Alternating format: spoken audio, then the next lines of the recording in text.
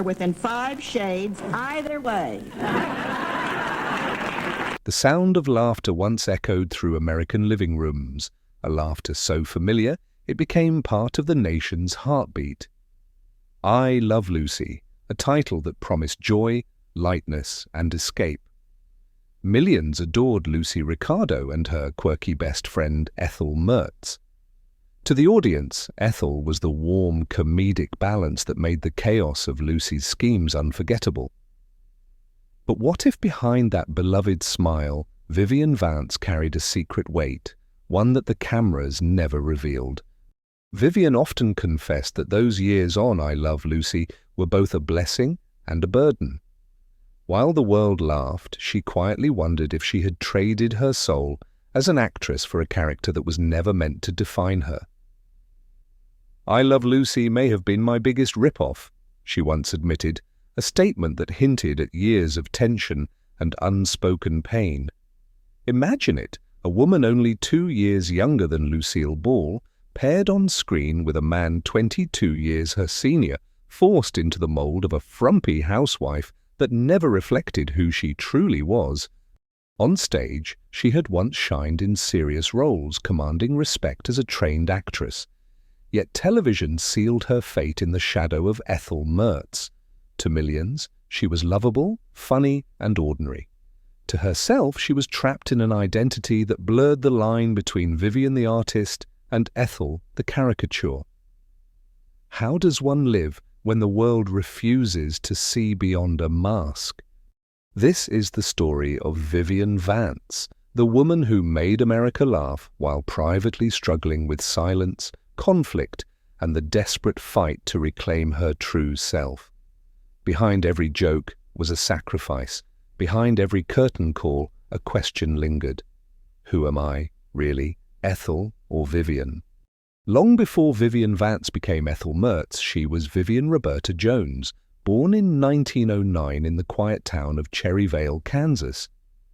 It was a place of dusty streets, small churches, and a rhythm of life that seemed far removed from the spotlight of Hollywood. Yet even as a young girl, Vivian carried within her a spark that couldn't be hidden.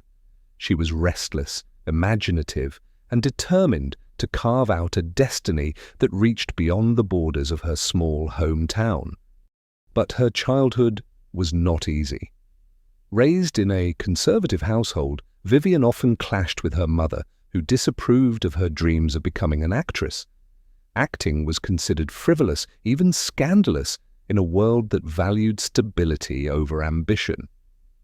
Still, Vivian was unshaken. She would sneak away to participate in school plays, discovering a confidence on stage that she never quite felt in daily life.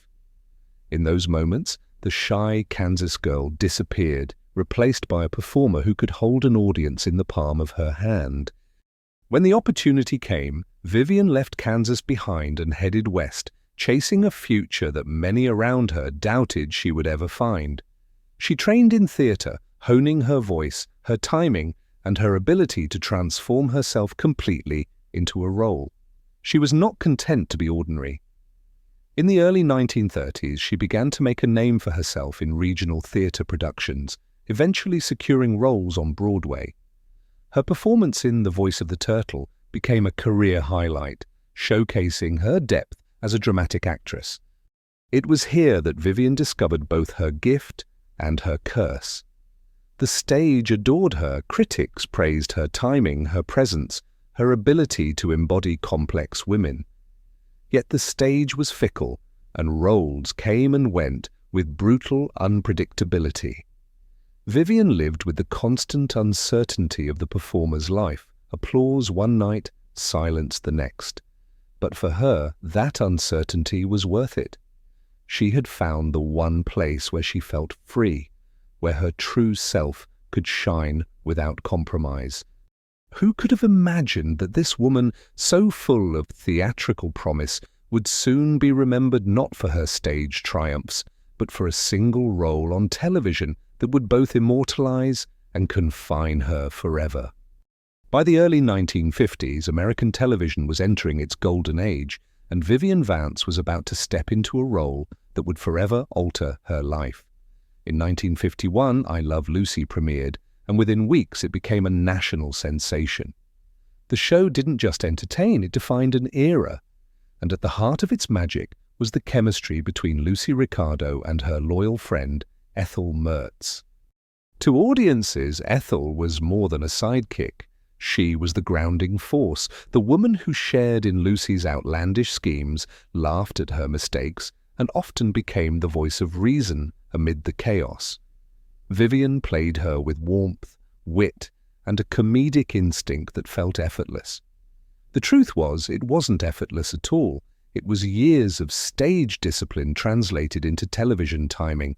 Every raised eyebrow, every pause, every exasperated sigh carried the weight of a seasoned actress who understood rhythm like music. Almost overnight, Vivian Vance went from an accomplished but little-known stage actress to a household name.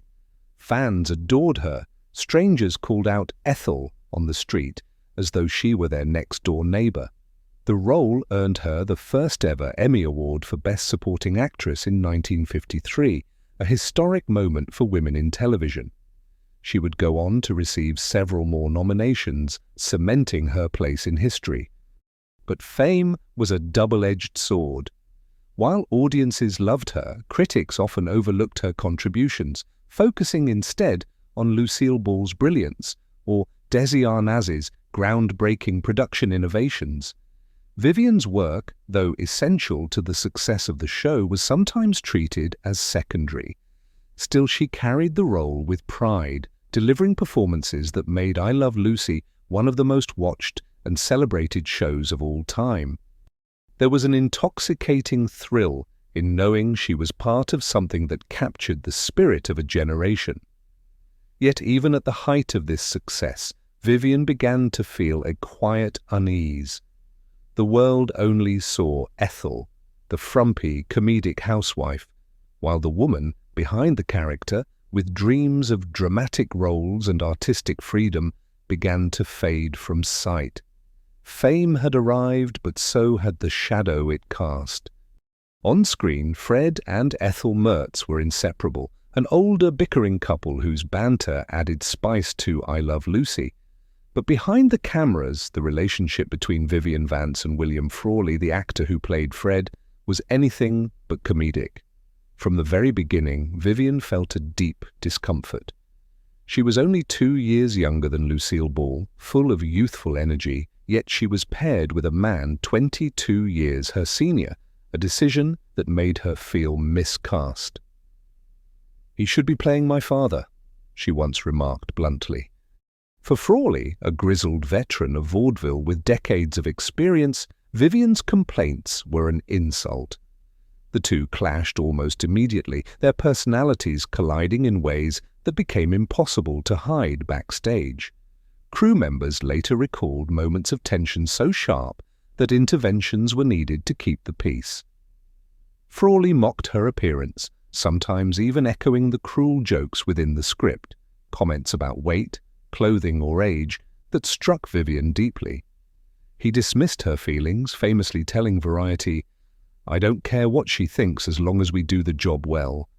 Vivian, ever the professional, swallowed her pain for the sake of the show.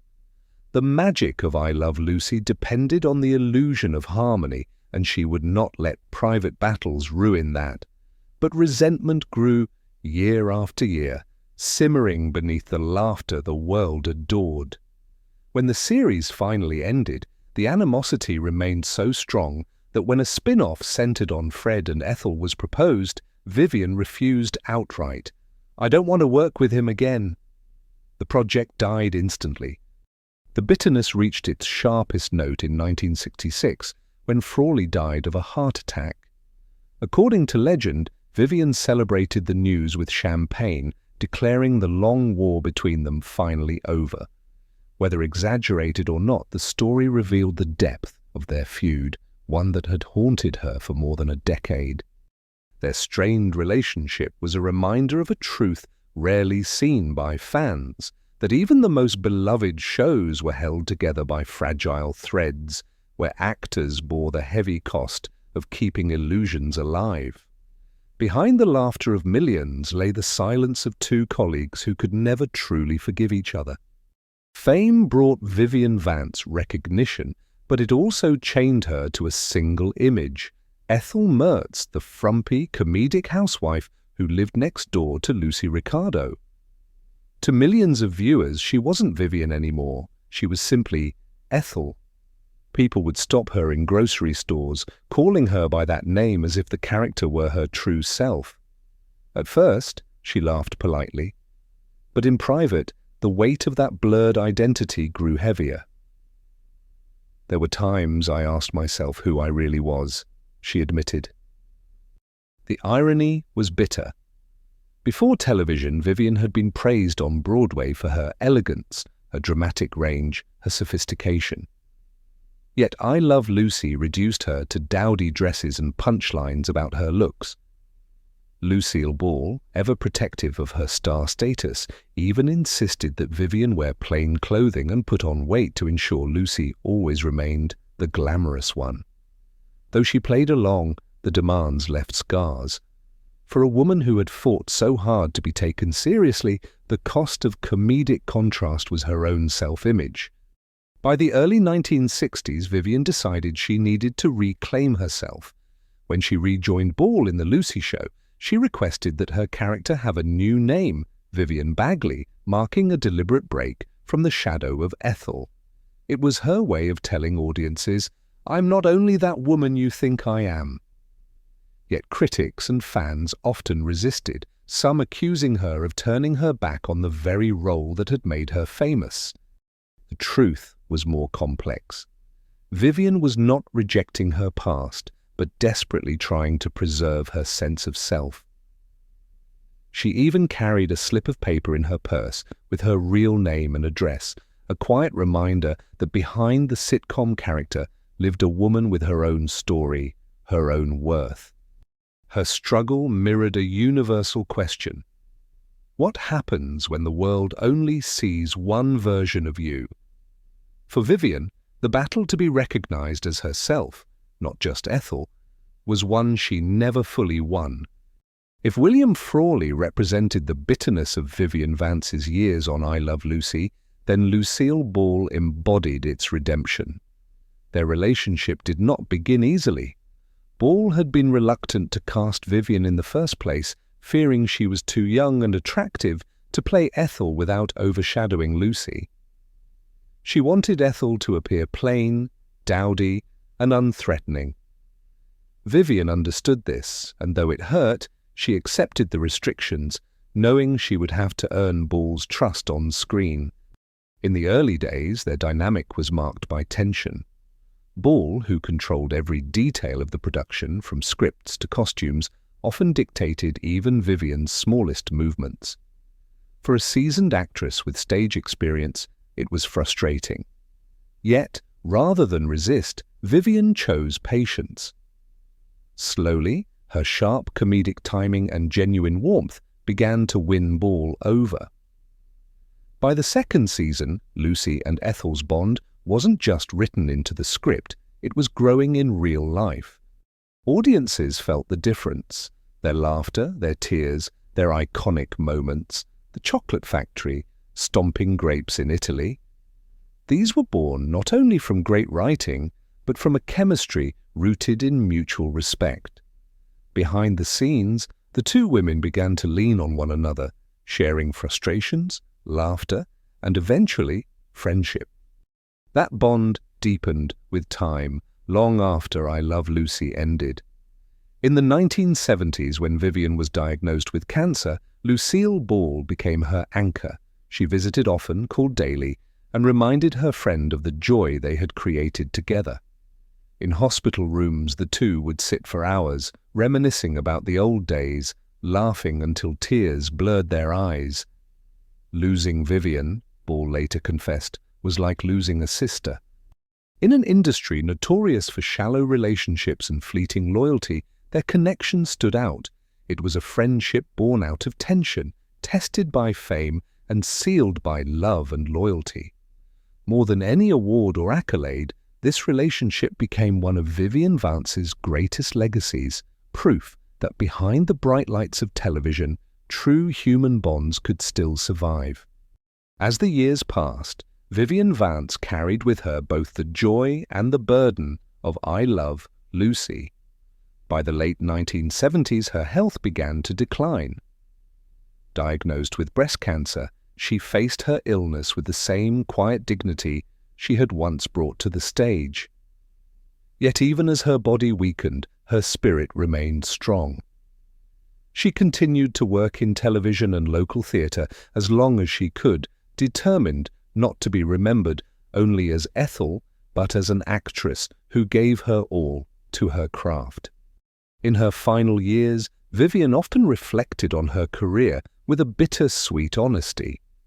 She acknowledged the shadow of Ethel, but also recognized the love that millions of viewers still carried for the character. In interviews, she spoke of the strange duality of fame, the way it gave her immortality while simultaneously trapping her in an identity she hadn't chosen. "Ethel is part of me," she once said, "but I hope people remember Vivian too." Through it all, Lucille Ball never left her side. Friends and family recalled how Lucy would drive hours to visit Vivian in the hospital, sitting beside her bed, reminiscing, and holding her hand. Their laughter, soft, fragile, but still genuine, echoed the joy they had once brought to the world. When Vivian passed away in 1979, Lucille fell into deep grief, confessing in later years that losing her was like losing a sister. It was the end of a chapter that had defined both of their lives. Even in death, Vivian's influence endured. She had made history as the first woman to win an Emmy for Best Supporting Actress. She had broken barriers for female performers in television, and though she often felt overshadowed, her presence on screen proved essential to the legacy of I Love Lucy. Without her, Lucy's adventures would never have had the same heart, the same grounding warmth. Vivian Vance's last days were marked by pain, but also by love from fans, from family, and above all, from the woman who had once doubted her, but ended up cherishing her the most. In that love, her legacy found its lasting light.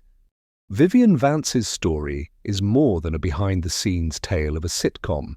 It is a mirror held up to the cost of fame, the fragility of identity, and the enduring power of friendship. To the world, she was Ethel Mertz, the loyal sidekick, the punchline, the comic relief. But behind that role was a woman constantly fighting to remind herself, and others, that she was Vivian, a gifted actress who had once dreamed of greatness beyond television. Her struggle speaks to something universal. How often are we confined by the roles others assign to us, roles at work, in family, in society? Vivian's life reminds us that behind every label there is a deeper self, yearning to be seen. She may never have fully escaped Ethel's shadow, but in fighting against it she left a message that resonates even today. You are more than what the world thinks you are. Her friendship with Lucille Ball stands as a testament to loyalty in an industry where relationships are often fleeting. From doubt to sisterhood, theirs was a bond that carried them both through triumphs and sorrows. In Lucy's grief after Vivian's passing, we see the depth of a connection that outlived the fame, the laughter, and even the spotlight. Vivian Vance's legacy is etched into American television history. She broke ground as the first woman to win an Emmy for Best Supporting Actress, helped pioneer a format that would shape sitcoms for decades, and proved that even in supporting roles, greatness could shine. Her work continues to inspire actors, writers, and audiences, reminding us that television is not just about entertainment, it is about humanity. Perhaps the greatest lesson lies in her quiet resilience. She endured conflict, typecasting, and personal pain, yet she carried herself with dignity and grace. She gave joy to millions while searching for her own.